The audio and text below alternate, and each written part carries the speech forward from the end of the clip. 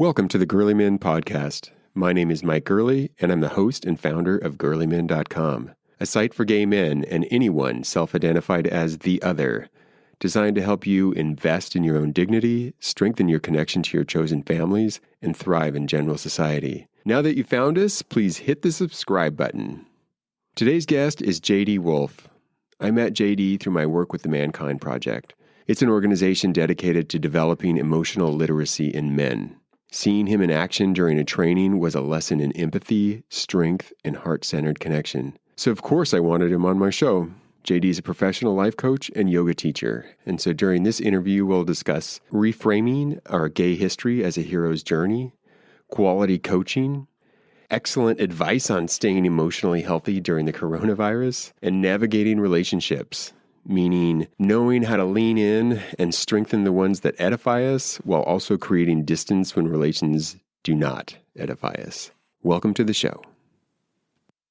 The moment you realized you were a gay man, you were forced onto the path of the other. So you know oppression, inside and out. The calling of otherness has led you on your own hero's journey, and that journey has prepared you for greatness. You are a man answering the call to brotherhood, to conscious sex, and to heart-centered connection. Welcome home, brother. Well, JD Wolfe, which I think is one of the coolest names I've ever seen. Welcome to the GerleMen podcast.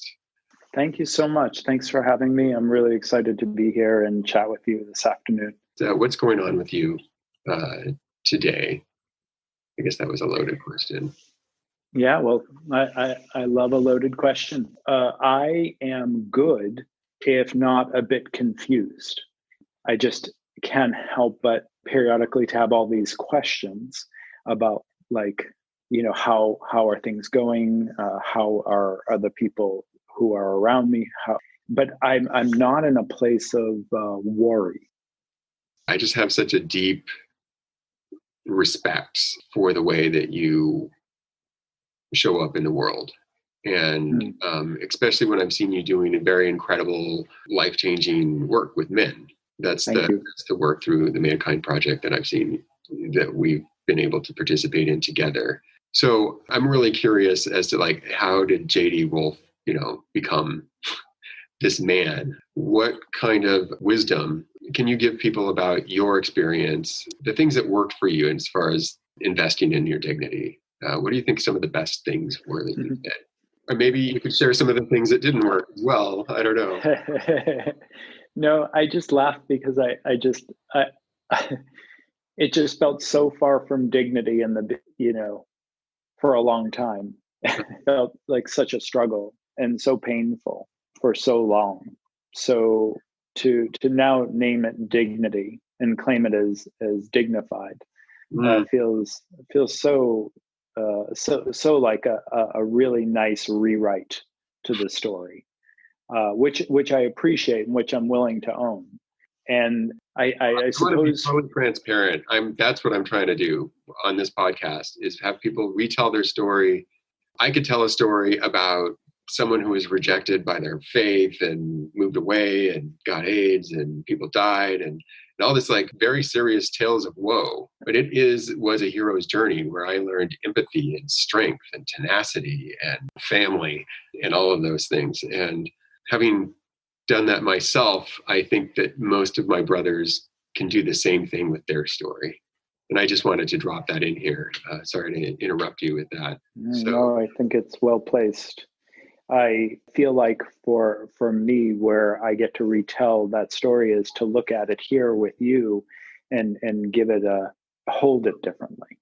And that's what you're really offering. So I really appreciate this opportunity to hold my story in a different way. I think what I was aware of very early on, coming from a home where my father was an alcoholic, he's now passed away, and we had a good relationship there by the end because actually of the work that I'd done with MKP. I was able to really have conversations with him. And I think that he was a man with a lot of heart and a lot of soul, but he didn't know how to experience or express that. So in turn, he was this guy with a lot of heart and soul, but completely distant with the alcohol and from the family. So he was an absent father. So even though he was very much there, he wasn't there. He wasn't present. And my mom, she was there. She was very much at everything that I did and present for my life. And she had, as we all do, our faults. She was a warrior, etc. But she was very much there, and she was someone that I could talk to, and still to this day very much can. And she had my brothers and sisters as well to tend with, and I'm the youngest of 5. And she had a tumultuous relationship that she had to deal with my father. And so I noticed that with my family, that it wasn't going to be a place of support for me. Uh-huh. It wasn't going to be a place of safety and well-being. And for some reason, I craved that from a very early age. I don't know. My parents often would say, in me growing up, they would just say, "Where have you come from?" Because I really introduced, I still do, these friends who lived right up the street from me, and they would always tell each other that they love each other. And as a family, they would say love to each other. And I would bring that home into our family, and my family would be like, "What are you doing?" Like that. This is crazy. Why are you telling us you love us? Like, Irish Catholic, that's just not how it goes around here. Haven't you got the memo? Yeah. And I had not received that memo for some reason. I wanted connection. I wanted support. I wanted love. I knew that my life was going to be challenging, knowing that I felt differently and that I couldn't quite categorize it yet because I was too young to even understand what was happening to me. Yeah. But I just knew that for some reason I was going to need some level of support. And I had this neighbor, Lorraine, who I would eat Sunday dinners with. And she's still very much alive, and I'm connected to her. And that was very helpful for me to have someplace outside of my home to go to. And that felt like support. And I think she sort of started to help me to understand, not by what she said, but just by being there as a source of support, that I would need to find other mentors in my life. And so by 7th grade, I started running with the high school cross country and track team. And because of this one man, Jim Hoare was his name and is his name.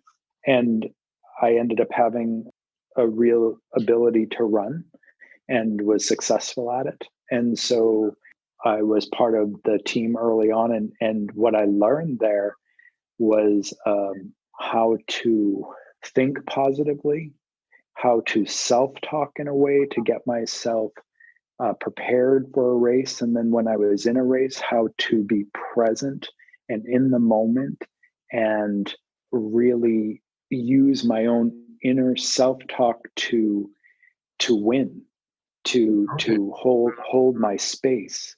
And I think that really helped start to develop me from a really early age, that like, I'm the one who's running this story.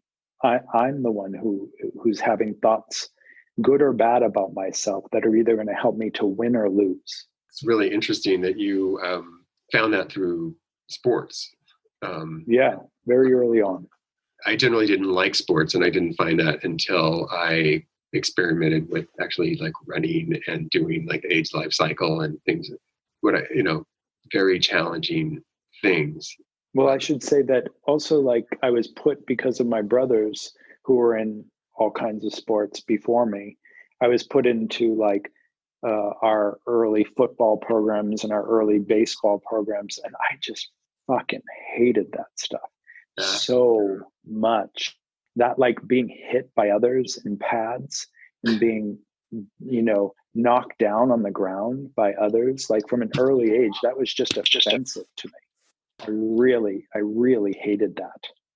So then with baseball and everything like that, at least no one was hitting me, but there was still some sort of version of why. And then basketball was, I thought I was supposed to like it because the other kids did. And So I even went to basketball camp, and it was torture. And what I noticed there is that it wasn't torture for others. Yes, I Like had the some of experience. these guys were just so enlivened by it. And I thought, wow, that's so not me. Yeah. So I think from an early age, that's what sort of started to create an awareness in me. How did you make contact with that like first mentor outside of the house? I mean, how did you find these mentors, or how did they show up in your life? And then what did you do to create that connection, or what did they do to create the connection? Well, Lorraine lived just directly across the street. And so I asked if I could mow her lawn, and Okay. make some money. And then it just became more of a conversation. She was a single woman who had never wanted to be married or have kids, and she wasn't even trying to replace me as one of her kids. It was just more of a relationship, and where I Yeah. could speak freely. But she was also Catholic, and so was I. But like my parents didn't go to church, so I would go to church with her to see if that was for me. And she didn't require it, either. So it was all on me. So I think in general, I was just very curious about Mm. people, even though I'm a bit of an introvert who works well in the world and can be extroverted. I've always been more of a one-on-one and needing my space. Okay. And I felt like she was very aware of that because of her own introversion. So she just was a cool place to go and a safe place to go. And then when I saw the way that Jim was with the team, the track team and the cross country team, he was just, that was, I had never seen someone be so positive with Mm. such a group of people and be such a leader, because he wasn't always nice. He was also firm and direct and not necessarily what I would quote unquote call nice, but he was a coach.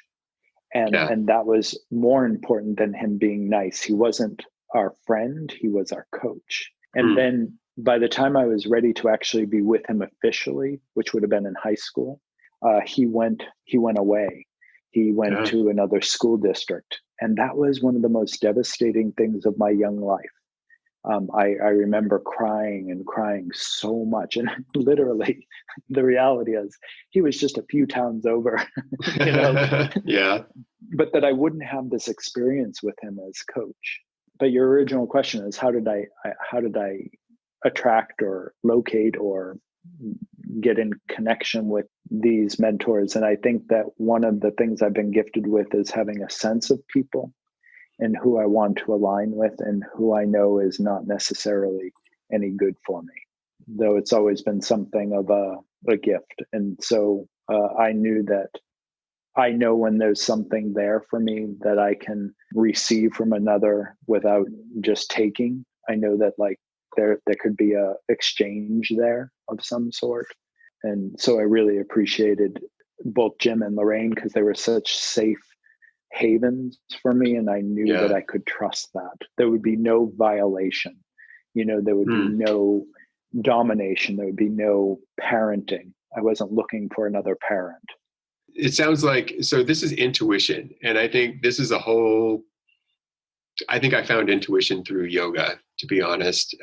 We were calling it Atman or the spirit or whatever, but it's this thing inside of us that has all that juicy information, the truth about ourselves and the world.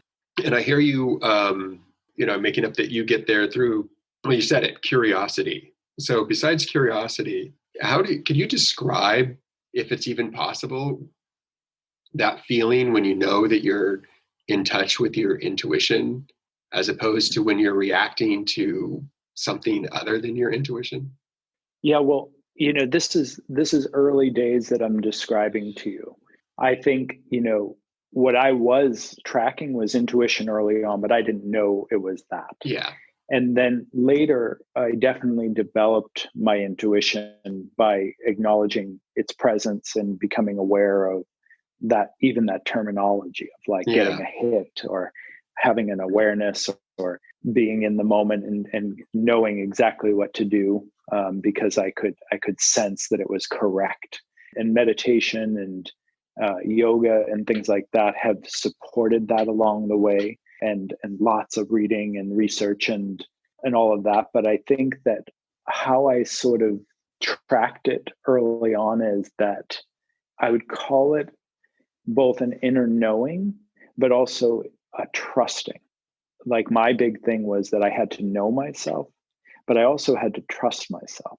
And I don't know that at the time I thought of it as me trusting myself, because I didn't feel a lot of that trust. I wasn't really looking out for me. I wasn't caring for me. Like I felt ashamed. I was in so much shame, and a place of like confusion.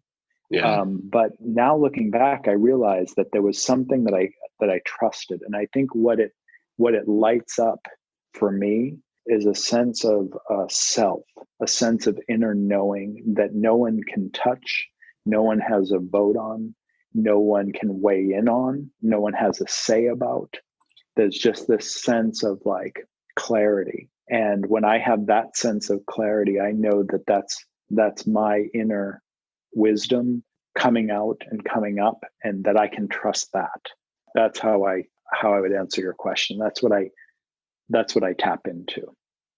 That's beautiful. And I think it's like I said, useful. And I also think that it is something that we as gay men are programmed not to tune into, that the safety is somewhere other than that. The safety is to pretend that you like football and pretend that you like basketball.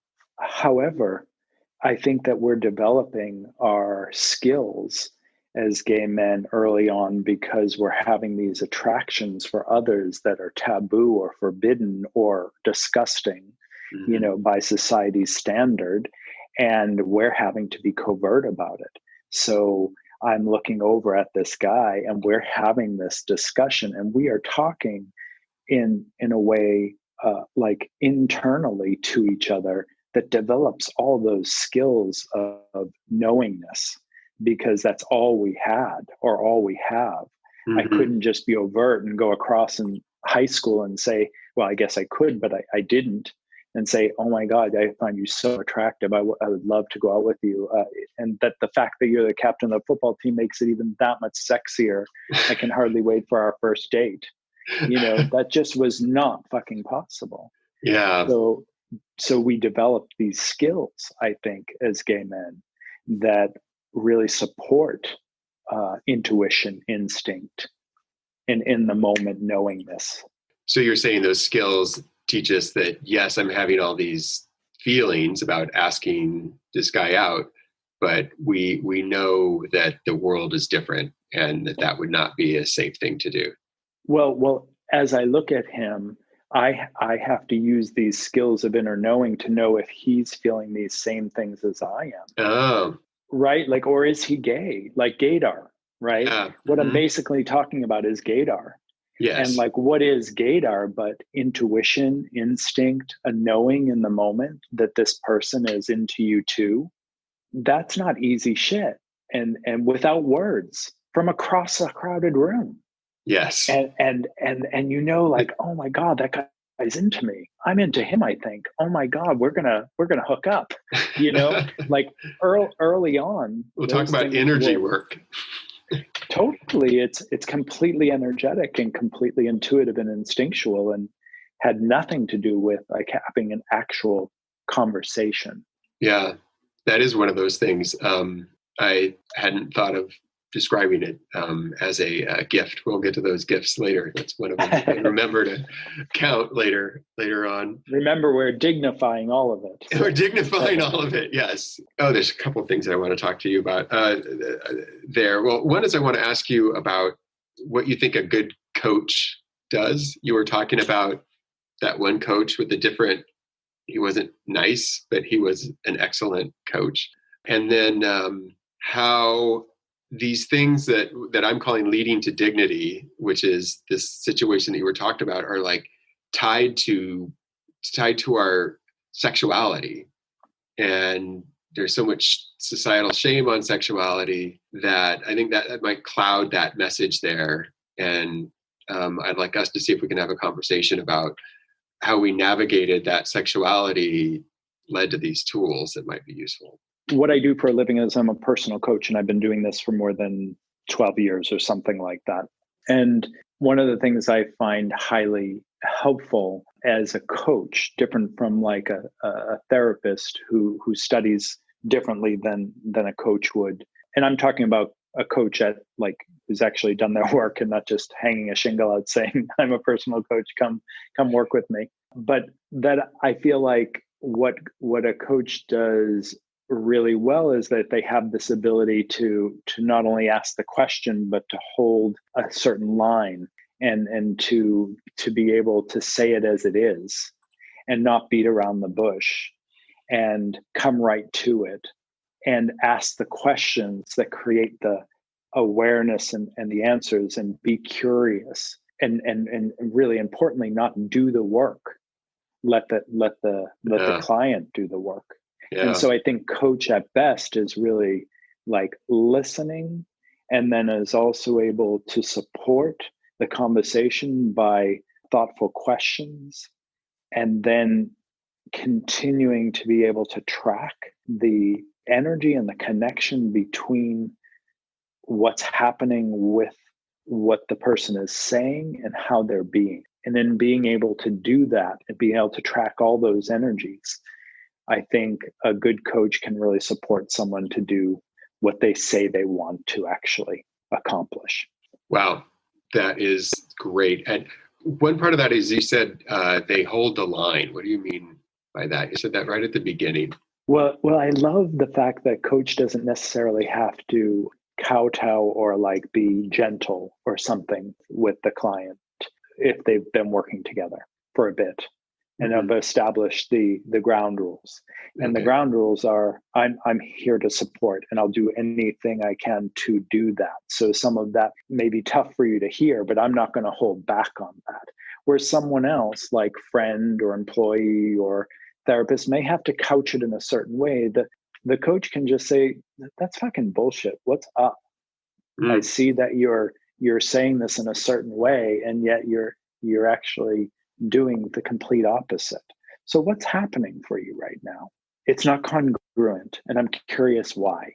And so they can go right to the thing, because I'm not concerned with whether or not you're pissed with me because I've asked you that question. I don't care, actually. What I care about is you moving towards the thing you actually said you want. And if I've made a good agreement with you right up front, I can help you hold that agreement to the end so that you actually start to create the things that you want in your life, that you say you're after. And that I believe, because I've actually joined with you in this connection, that you want. So I'm going to help see you through to that. And I'm not interested in or invested in whether you like me or not. I'm invested in whether I can do my job correctly with you and powerfully with you. So it sounds to me like a coach is, it's about holding somebody accountable to their own stated goal or mission, as opposed to just helping them feel better, feel good, or not feel at all.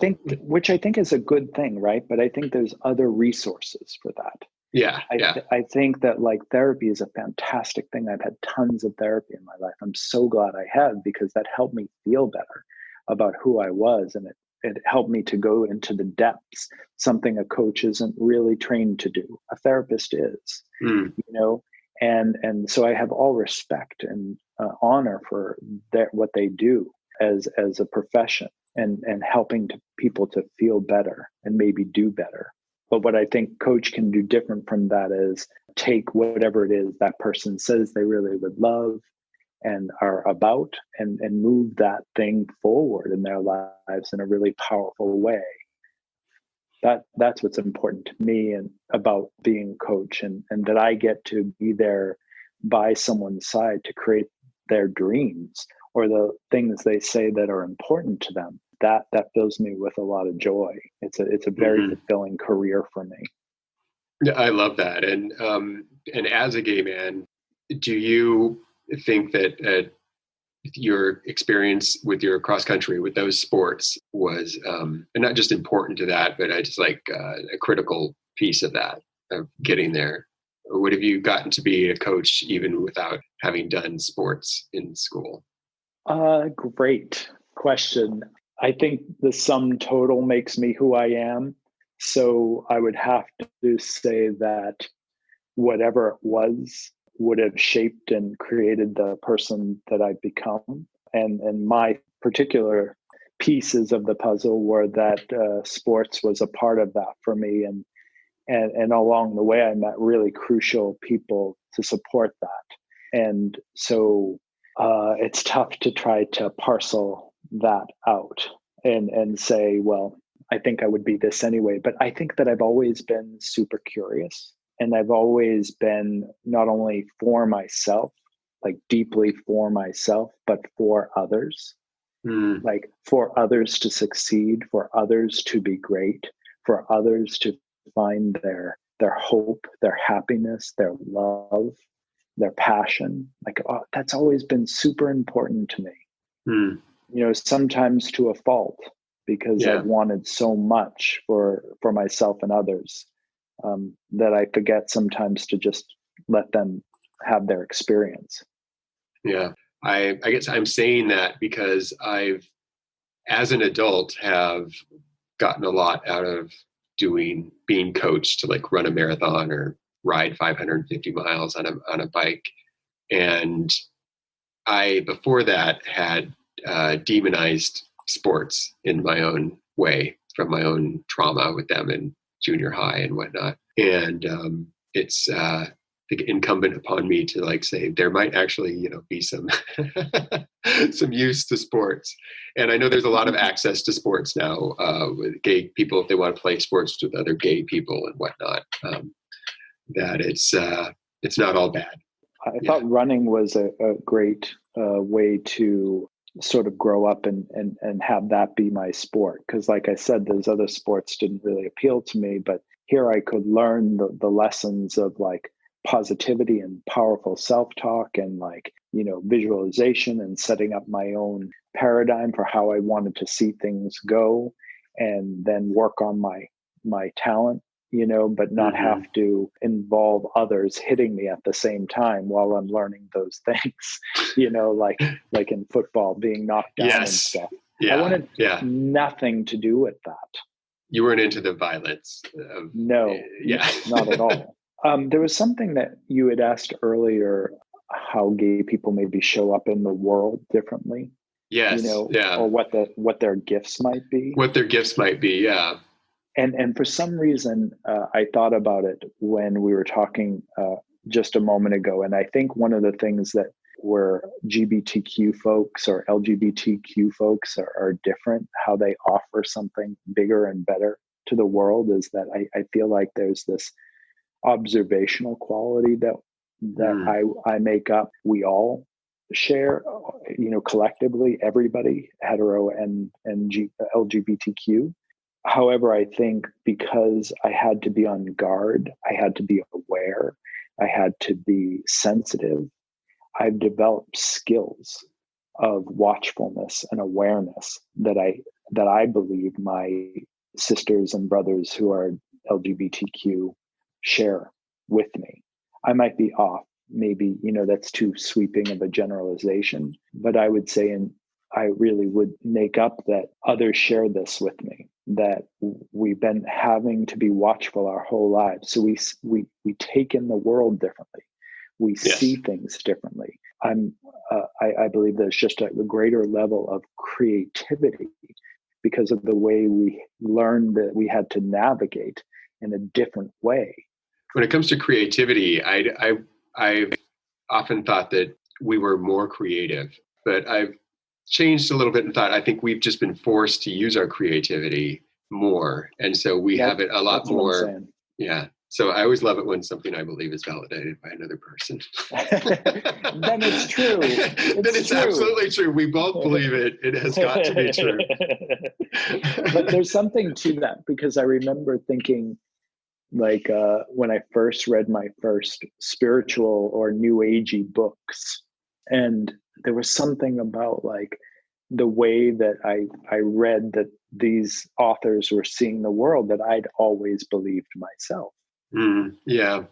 And that had never, ever, ever, ever in my years up until this point been validated. So there is something beautiful about aligning with another and realizing I'm not alone. Other Yes. people think this way, because for so long to think a certain way and never have it validated. Yeah. There's a crazy making about that. Like, am I hard? Oh. Like, am I way off base here? Mm-hmm. And then when I started to read new age books and things on visualization and things like that, I thought, wow, I am not alone. Yeah. Yeah. That goes into the other question I wanted to ask about who's your core group, who's your crew, who's your family, and I think it's important that we identify who our core sources of community are, so that we can invest in them and we can put little deposits in those bank accounts with those people who we need to support us. So I'm asking this question because I want men to understand that they do need other people, and that after you understand that you need other people, it's important to know who those other people are. And we could use a lot of other terms to talk about it, but I use the term family in a loose way in both bio and chosen family as just a shortcut word to say, who's your family? Who is your core support network?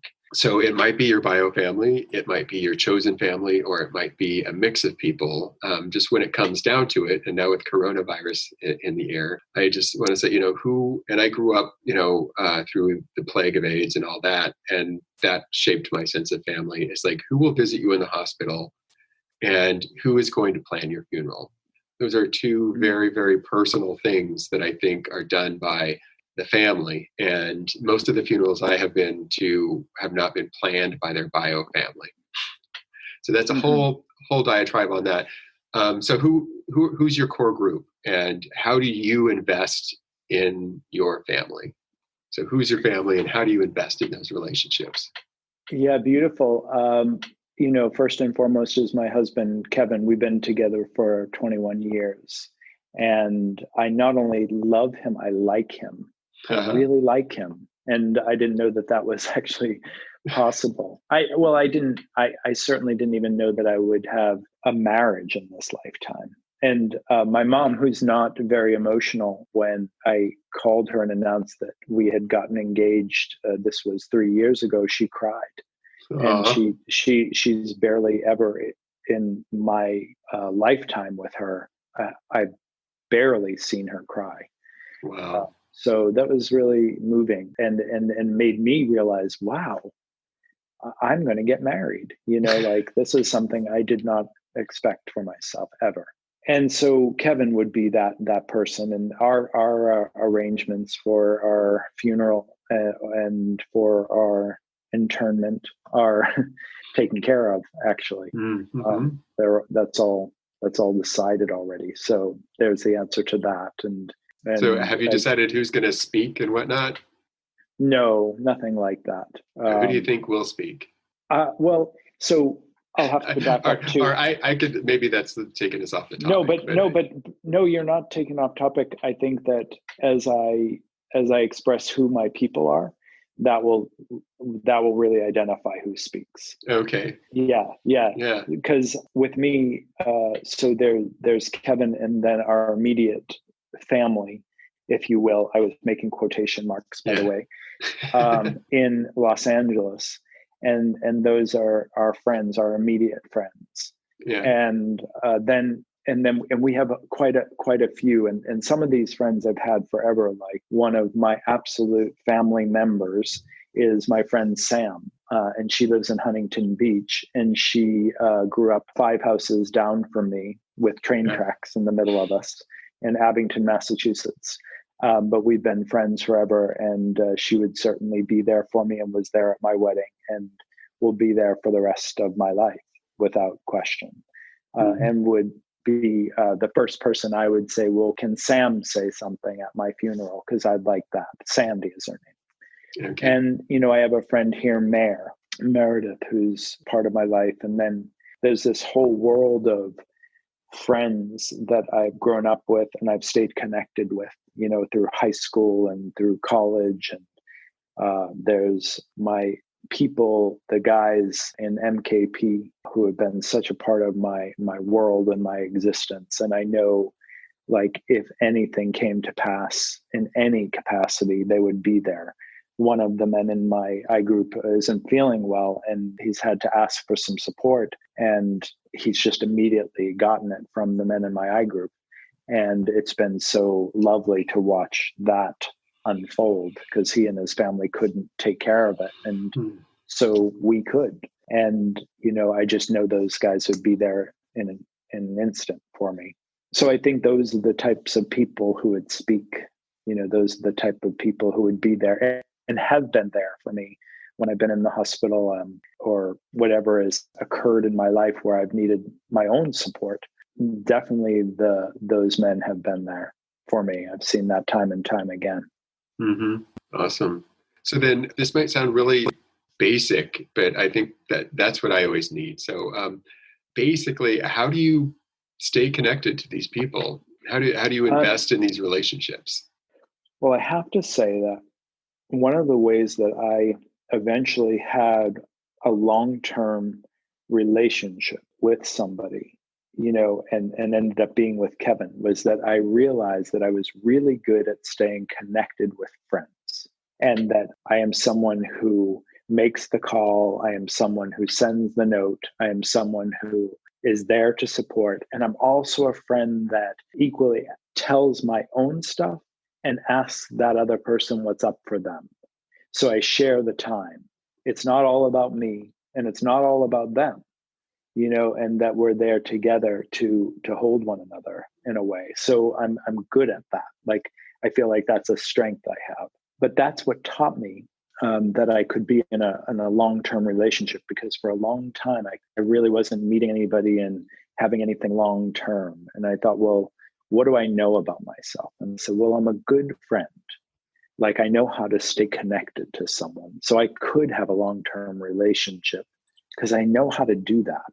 I just don't know it in all the ways I want it right now. And one of the ways I want it is in a long-term relationship. So I just started to think, well, what do I do well? And I knew how to be connected with others.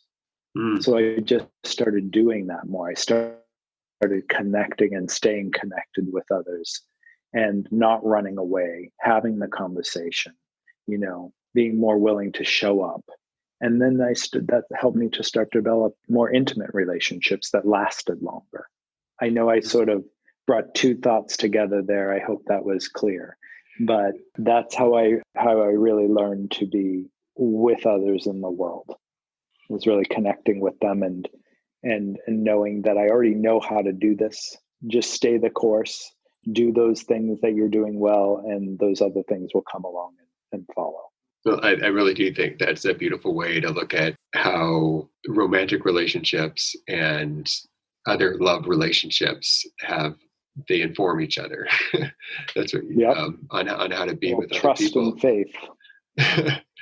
So we have so many ways of being connected now. If you could run the world, how much texting, Facebook messaging, Instagram messaging, phone calls, meeting in person?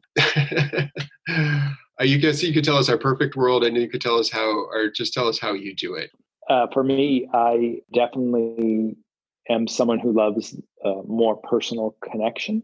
I've sort of succumbed these days to texting and email, but if I could have my way, it's more contact, more connection. Like in the beginning, when I was first coaching, I invited the idea of, like, I think Skype or Zoom or whatever was available at the time, where we could see one another, and most clients did not want that. And now clients across the board, when I offer Zoom, they take that option. And so I'm more of being able to see someone. I'm going to feel you anyway, even if we're just on a phone call. But I'd rather be able to see you too and have that intimacy. And so getting together, being one-on-one, like right now, I'm so super grateful that that I have this relationship with Kev, because I get touch in my life. And like, we're in this place of like not being able to be near others, or being 6 feet away. And like the fact that I get to have touch is something I'm so, so grateful for right now. Yeah. I really have noticed just what a relief that is for me. Well, that brings up, I would rather one-on-one connection is really the bottom line for that. And I'm willing to do the other stuff, just if that means that I get to connect with you. Awesome. So what are your boundaries? What do you not participate in? Or for me, I don't participate in text conversations on the phone that involve more than 4 people. Yeah, well, I've not even actually thought of it as a boundary as much as like, I'm someone who's like, that doesn't work for me, I'm not doing it. So like, I don't even think of that as a boundary. It's just like so clear to me. Right? So like if someone wants to argue via text, I'm like, no, like I won't even respond back with anything. Like if I won't post something that I know is just stirring the pot. I won't respond to somebody being a douche. Like I just won't do it. Like it's not part of my DNA. Even if I'm like on this side, like that guy's such a jerk, for saying that or doing that. I'm like, let him be. It doesn't matter. Me saying something here is not going to change that. That guy's probably going to still continue to be a jerk.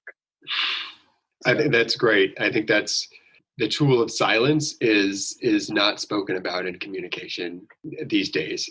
So I want to talk about 2 things before we end, which is one, I think we've already talked about it, but anything specific that you think the LGBTQ or people that find themselves in the other category have, like what kind of hero's journey they might have or what gold they get from that hero's journey. And then I just want to ask your perspective on the pandemic. Yeah, sure. I'm snickering because it's just, I can't believe I'm saying that sentence. So when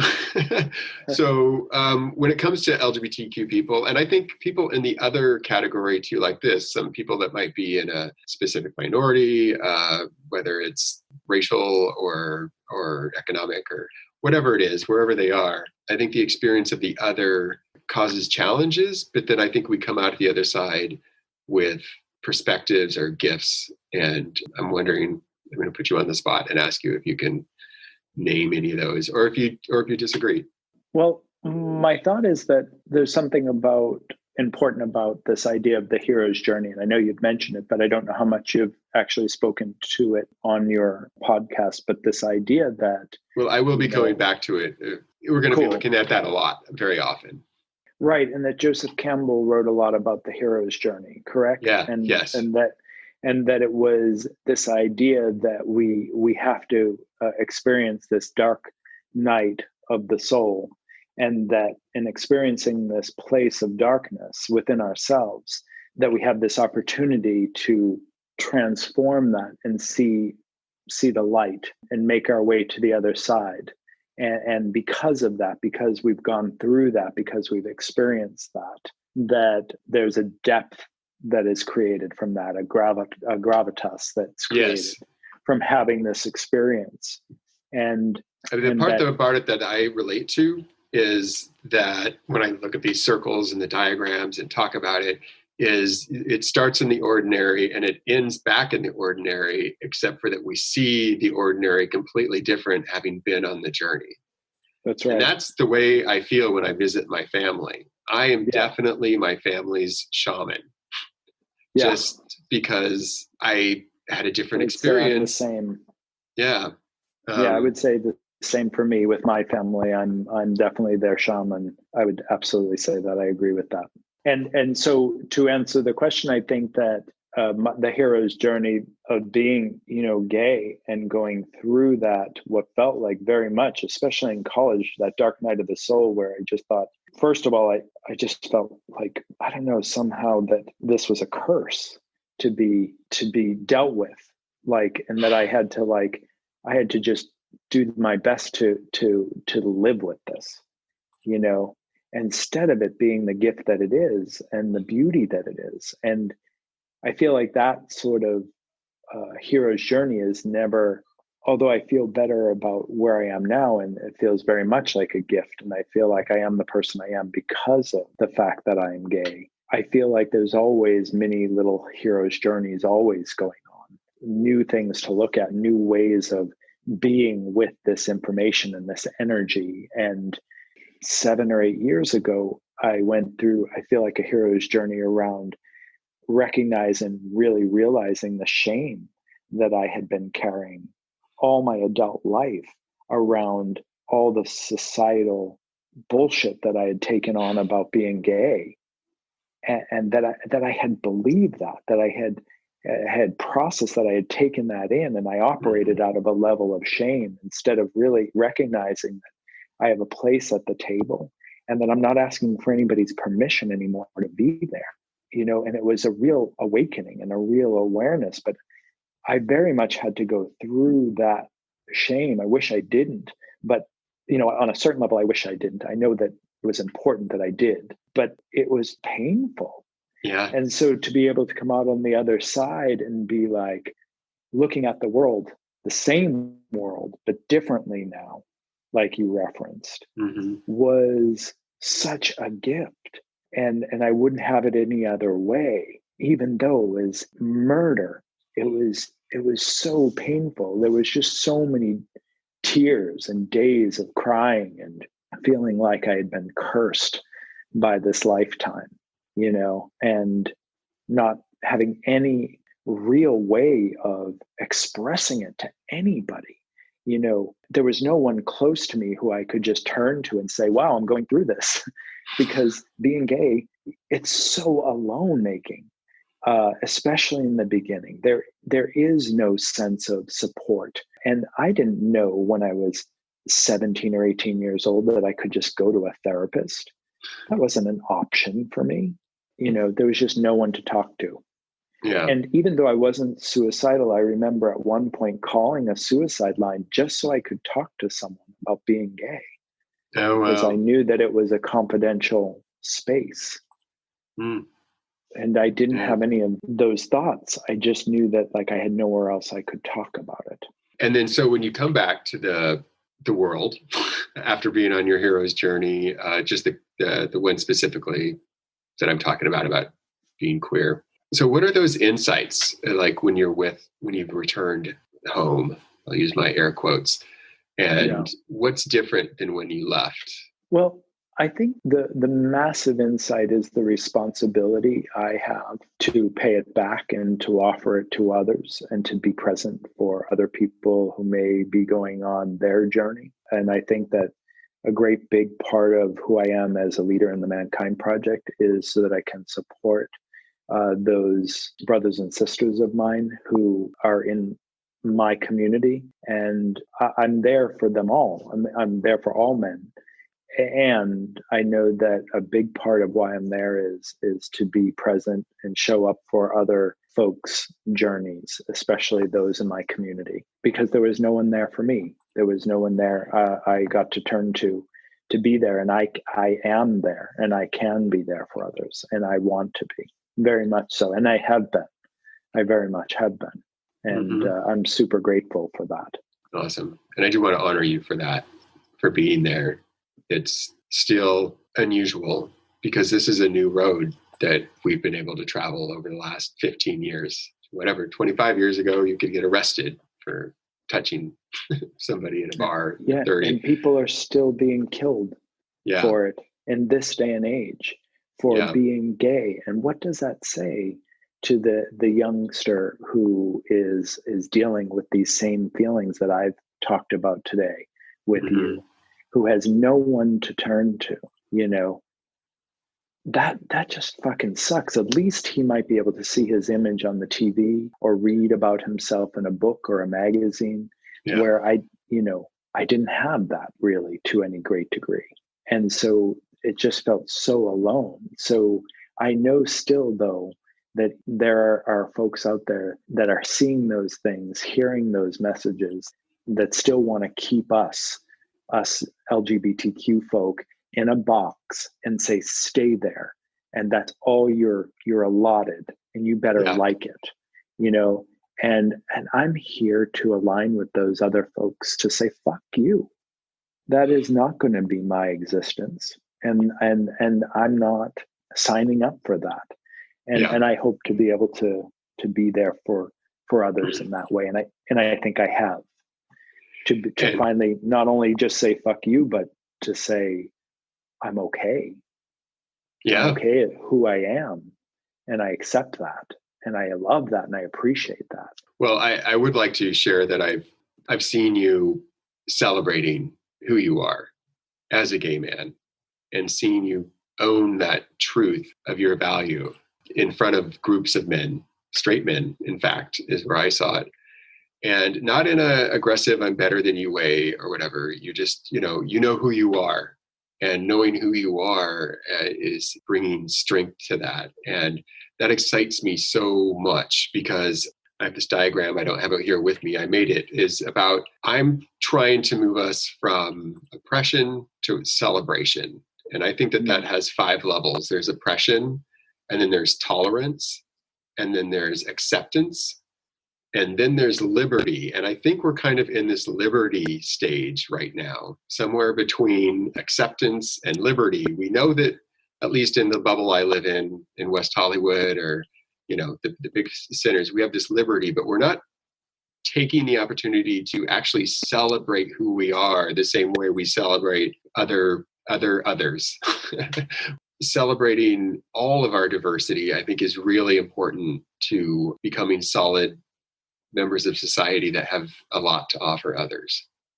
Yeah. And well, what I see you doing so well, and by doing this and offering this, is that in between acceptance and liberty, you're offering a shred of dignity and retelling our story in a new way, and holding ourselves in a greater light, so that we can retell our stories from a perspective of hopefulness. Yes. And maybe even joy that can enlighten the world. And so then maybe that trajectory of moving towards celebration, more enlightened beings and celebration is possible. But that's the reason I start the show with dignity. Investing in our own dignity is the path to not only our own happiness, but to the well-being of our communities and the world, regardless of which group you start in. So how beautiful that you offer that, and thank you. Thank you. I don't know how to frame this question. Just thoughts on the pandemic. Well, where I'm sitting with it right now is that we're in a completely unique and unprecedented time. No one across the board knows what to do with. And so what I feel like is important during this time is to not make up stories, and to not create future surfing that you know nothing about right now. I believe that in general, normally, like, do the things that you can do to create a strong and helpful and healthy life for yourself, but don't get into such future surfing that just makes you crazy. And right now, because everything is anew, everything is an unknown, staying present is more important than ever.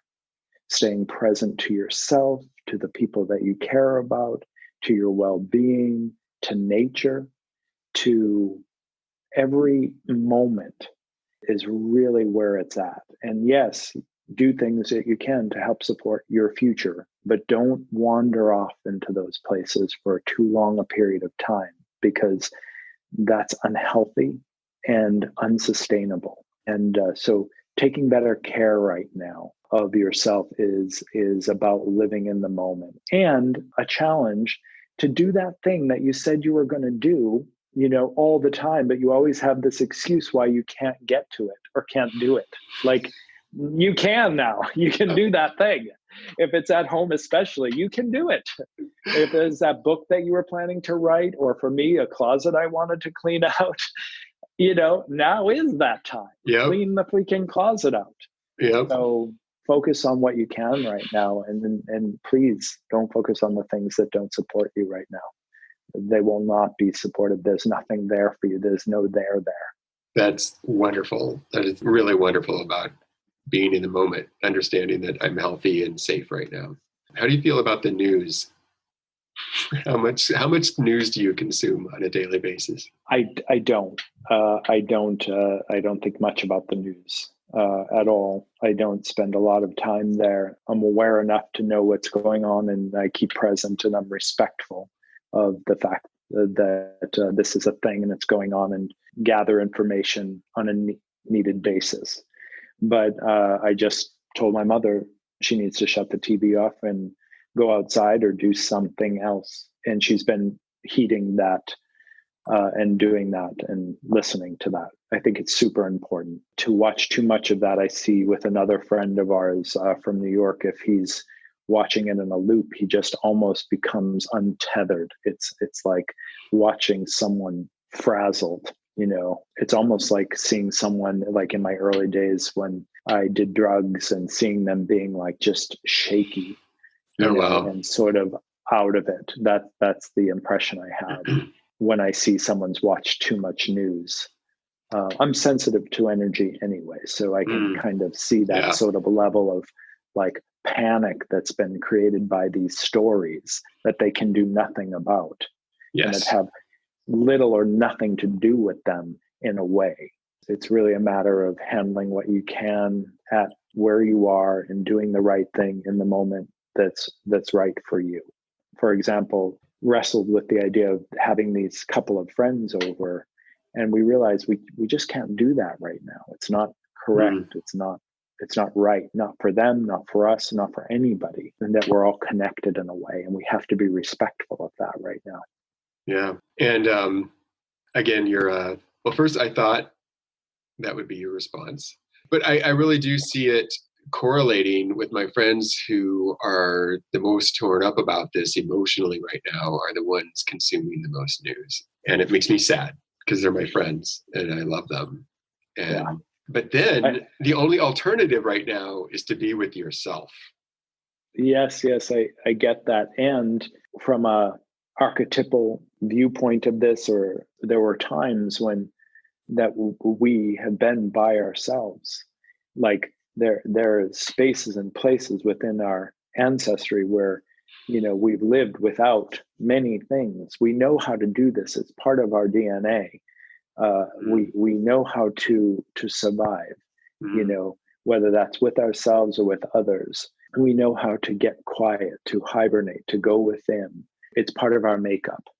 And so I believe we know what to do right now. And the only place we run into trouble with that is when we try to fight that natural awareness, that natural instinct to go within and be quiet and be silent and separate and recalibrate. This is a huge opportunity for all of us. Have you seen this poem? It's floated around. Everybody stayed home. This woman, a beautiful introvert. Did you see that? Yeah, I did see that. Something about how, people had conversations and talked and, met with family. Like, it's been beautiful, really, in a way. Like, everybody that I've known, lots of folks who are part of my community have contacted me, or part of my immediate family, like my sisters and my brothers and my mom. They've reached out and, really made an effort to say hello and check in, and, I've experienced that too. It's a beautiful thing. So beautiful. I've had 3 ex-boyfriends from way back reach out to me. Yeah, sweet. So touching. So touching. And I'm, reaching out, having Zoom calls with just normal people, non-business related. I've never thought to use my Zoom platform that I own to have conversations with our friends and family, but now that seems to be a possibility. Like, I thought today, one of my sister-in-law, it's her birthday, and I thought, well, wouldn't it be great to get the family together to wish Trisha a happy birthday, and I thought, but that's weird. We've never done that. But So what? We could. Now we can. And everybody's home. Lead away. Yeah. That's the great thing about leadership, is seeing the thing and doing it, picking it up and going for it. Yeah. Well, another thing that I think of doing, besides having these Zoom calls with groups of friends, just for friends, is opening my morning meditation to people who want to do it with me. Oh, that's beautiful. Yeah, that's a thought. I'm really excited as an introvert. I really think this is the time of the introvert. Me and my introverted partner, my boyfriend, were out last night for a second, just walking to get some air, and kind of laughed. It was like, wow, the streets are so quiet. I mean, we live right in Hollywood, 2 blocks from, the Hollywood Walk of Fame and all that, and very busy. And it's very quiet now.